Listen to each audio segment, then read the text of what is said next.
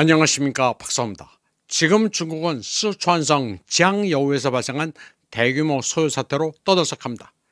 학교 폭력 사건을 당국이 어처구니 없이 처리하는 바람에 수천 명의 군중들이 들고 일어났습니다. 경찰은 물론 무장 경찰까지 출동했습니다. 8월 5일 현장입니다. 경찰이 무자비하게 진압하고 있습니다. 곤봉으로 패면서 걸리는 대로 잡아갑니다. 군중들이 경찰에 밀려나고 있지만 경찰은 봐주지 않습니다. 쓰러진 군중을 질질 끌어갑니다. 이번 소요 사태는 확실히 규모가 큰 것은 사실입니다. 중국에서 소요 사태는 보도가 안 될 뿐이지 늘 있어 왔던 것인데 이번 건은 규모가 유독 큽니다. 해외 반중 매체들도 아주 신이나 보도하고 있습니다. 중국 국내 블로거들도 당국을 비판하고 있습니다. 법대로 엄정 처리했으면 아무것도 아닌 것을 어처구니 없게 사건을 키웠다고 말하고 있습니다. 쓰촨성 지앙여우는 면양과 거의 같은 행정구역인데 작은 소도시입니다. 면양은 저도 쓰촨 대지진 때 취재차 가본 적이 있습니다.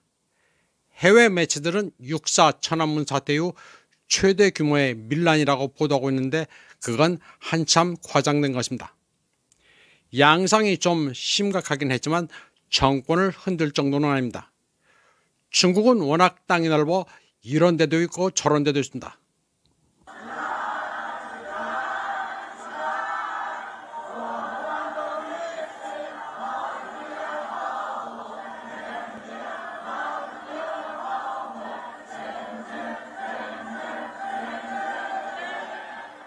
군중들은 중국 국가를 부르면서 쥐쥐의 빠링, 환워 민주, 깡패짓을 거부한다, 민주를 돌려달라는 구호도 외쳤습니다. 사태 심할은 이렇습니다. 8월 2일 밤부터 미성년자 학교 폭력과 관련된 영상이 온라인에 갑작스레 퍼졌습니다. 그런데 미성년자의 폭력은 7월 22일 오후 3시에 발생했습니다. 15살 류모 양이 14살 라이모 양과 시비가 붙어 13살, 14살 아이들과 함께 시내 빈 건물로 라이모 양을 데려가 집단 구타했습니다. 참고로 삼국지의 고향인 쓰촨성은 유비의 류씨가 유독 많습니다. 사람들 많은데 돌을 던지면 10중 8구는 류씨가 맞습니다. 쓰촨성에 가서 현지인을 만나 삼국지 유비 얘기를 해주면 좋아합니다. 특히 유씨를 보면 중산정왕 유황숙의 자손이라고 농담을 해주면 어떻게 그거 아니냐면서 놀라워합니다. 쓰촨성 사람들은 물산이 풍부한 지역이라 그런지 느긋합니다. 또 하루 종일 차를 마셔가면서 대화하는 것을 즐깁니다. 청두의 고즈넉한 찻집에 들어가 차 한잔하면 신선 노름입니다. 쓰촨성은 보리수 나무가 많고 꽃도 아름답습니다. 칙칙한 북방과는 사뭇 다릅니다. 그러면 본론으로 다시 돌아가 보겠습니다. 집단 괴롭힘은 무려 4시간이나 계속됐습니다. 상의를 벗기기도 하고 막대기와 주먹으로 때리기도 했습니다. 그런데 맞은 소녀의 부모는 서민이었고 어머니는 청각장애인이었습니다. 피해자 소녀는 이러면 경찰에 신고하겠다고 했지만 가해 소녀들은 전혀 주눅들지 않고 계속 폭력을 가했습니다. 하나 둘 셋 넷 세가면서 뺨을 때립니다. 한 차례 뺨을 때리자 또 한 소녀가 똑바로 서 있으라면서 또 뺨을 때립니다. 그리고 이 과정을 휴대폰으로 찍었습니다. 무릎을 꿇리고 발로 차기도 합니다. 그리고 피해자의 휴대폰을 빼앗았습니다. 이 폭력 사건이 발생한 시점은 7월 22일이고 피해자의 부모는 바로 경찰에 신고했습니다. 그러나 경찰은 미적거렸습니다. 그리고 8월 2일이 돼서야 입건해 8월 4일에 공표했습니다. 이런 폭력 사건의 경우 가해자는 13일 동안 행정구류에 처해져야 하지만 아무 일도 없었고 가해자의 부모는 태연히 당구를 쳤습니다. 지방 소도시에서 작은 권력이 있는지 경찰이 유야무야 넘어가려다 시민들의 분노를 샀습니다. 사건 발생 직후 경찰이 제대로 처리했으면 소요 사태는 있지도 않았습니다. 피해자 부모가 경찰에 찾아가 사정사정한 결과 그제서야 경찰은 두 가해자 소녀에게 구류 13일과 10일 처분을 내렸습니다. 그런데 폭력 과정에서 가해 소녀는 피해 소녀의 휴대폰을 빼앗아 팔아넘겼습니다. 명백한 강도 행위인데 경찰은 빼앗은 게 아니라 가져간 것일 뿐이라고 사건을 조작했습니다. 판례에 따르면 이 같은 강도죄는 1년 7개월의 실형인데 장여우시 당국은 사건을 축소하면서까지 덮으려 했던 것입니다. 이쯤 되자 장여우시 군중들은 시 정부에 몰려가 항의했습니다. 장여우시 정부가 사건 발표를 열자 군중들은 사건을 축소하지 말라고 외쳤습니다. 시 정부는 피해자의 부모가 사건 종결 서류에 서명했다고 주장했습니다. 그러나 군중들은 피해자 부모 중 한 명은 청각장애자이고 두 사람 모두 글을 모르는데 어떻게 서명을 하느냐면서 전 과정이 조작됐다고 주장했습니다. 중국 사람들은 그래도 정의롭고 인정미가 있습니다. 남의 일이라고 모른 척 할 수도 있는데 적극적으로 나서고 있습니다. 특히 스촨 사람들은 성정이 굉장히 착한 사람들입니다. 사람들이 얕지 않고 정이 넘칩니다. 중국 당국은 아주 무식하게 불만을 억누르고 있습니다.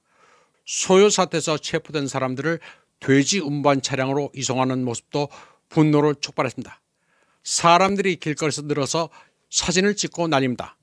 장여우시 경찰만으로는 대처가 쉽지 않자 외지에서도 경찰 병력이 추가로 파견됐습니다.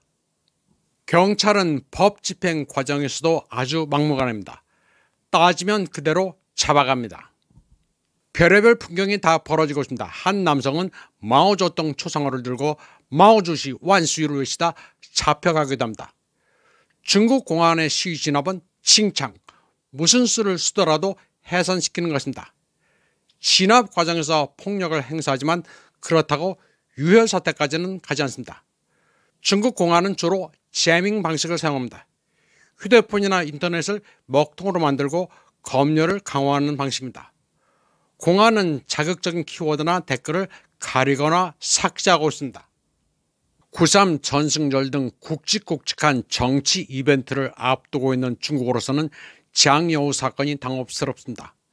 현재 베이징 등 대도시에서는 난징 자오샹관, 남경 사진관이란 난징 대학설을 소재로 한 반일 블록버스터가 상영되고 있습니다. 흥행 돌풍을 일으키고 있는데 장여우 사건이 찬물을 끼얹고 있습니다. 네티즌들이 난징의 비극을 장여우에 비유해 장여우 자오샹관이란 유행어를 만들어냈습니다. 15살 난 사진학도가 난징의 비극을 기록했다는 난징 자오샹관의 스토리가 마치 장여우시 미성년자의 집단 폭행 사건을 연상시키고 있습니다. 중국은 난장판입니다. 난징 자오샹관으로 반일 감정이 높아지면서 울트라맨 카드를 가위로 자르는 영상이 퍼지고 있습니다. 울트라맨은 중국에서도 인기를 끌었던 어린이 프로그램입니다. 그런가 하면 지도에서 일본을 두들기기도 합니다. 네티즌들이 장여우 자오샹관의 명대사라면서 풍자화를 올렸습니다. 14살 소녀의 어머니는 청각장애인이고 아버지도 장애인이다. 그들이 말할 수 없다면 우리가 나서겠다는 가상의 대사입니다. 어디 하소연할 수도 없는 14세 소녀와 그 부모들을 위해 스촨 장여우 인민들이 들고 일어섰다는 것입니다. 시위 과정에서 공산당 타도라는 구호가 들리기도 했습니다. 그러나 그렇다고 육사천안문 사태처럼 갈 일은 애당초 아니었습니다. 그리 악화되도록 중국 당국이 내버려 둘 리도 없습니다. 시진핑 정권이 바보는 아닙니다. 또 군중 시위가 공권력을 이기고 정권을 뒤집는 일은 불가능합니다. 현재 장여우시 사태는 잦아들었습니다. 장여우시 시정부 앞 도로는 조용합니다. 장여우시 시민들이 분노하자 첫날은 폭력으로 시위를 진압했다가 사태의 심각성을 깨닫고 뒤늦게나마 엄정하게 처리한 것으로 전해지고 있습니다. 중앙에서 아마 지시했을 겁니다. 피해 소녀 라이징한에 붙이는 소셜미디어에 사건이 잘 마무리됐다면서 감사 인사를 올렸습니다. 모든 친척과 친구들이 우리 일가를 위해 수고가 많았다. 가해자와 그들의 부모들이 이미 배상도 하고 사과됐다. 당위원회와 시정부도 도와줬다. 다들 고생해줘서 감사의 말씀을 드린다. 아이에게 다시 상처를 입힐 수 있으니 더 이상 공론화하지 말아달라고 했습니다. 실로 어처구니 없는 일로 엄청난 밀란이 발생할 뻔했습니다. 그러나 이 일로 시진핑 정권이 무너질 일은 애초부터 없었습니다. 계속 민심을 자극해 전국적인 폭동으로 발전하도록 내버려둘 정도로 지도부가 멍청하지는 않았습니다. 제2의 육사 천안문 사태로 발전하기를 희망했던 반중 매체들은 좋다 말았습니다. 아마도 공안이 발포라 돼서 유혈 사태가 나기를 바랬을 것입니다. 지금 장여우 사태는 잦아들었지만 해외 반중 매체들은 절대 언급하지 않습니다. 계속 베이다이어 회의가 어떻다, 시진핑이 장여우사에게 실권을 빼앗겼다는 등의 얘기와 붙이면서 중국 붕괴론에 나팔을 불고 있습니다. 장여우 사건이 불거져 나오자 파룬공 계열의 해외 반중 인사들은 아주 신이 났습니다. 위에서부터 찰선 군, 장펑, 리 따위의 영상입니다. 얘네들 주장을 들어보면 시진핑은 벌써 여러 번 망했습니다. 한국에서도 이들의 주장을 그대로 베끼면서 중국 전문가 행세를 하는 이들이 여럿 있습니다. 중南하에서 벌어지는 일들을 어찌 그리 잘 아는지 놀랄 정도입니다. 한국에서 외신 관련 허위 과장 뉴스는 마구 지르는 게 특징입니다.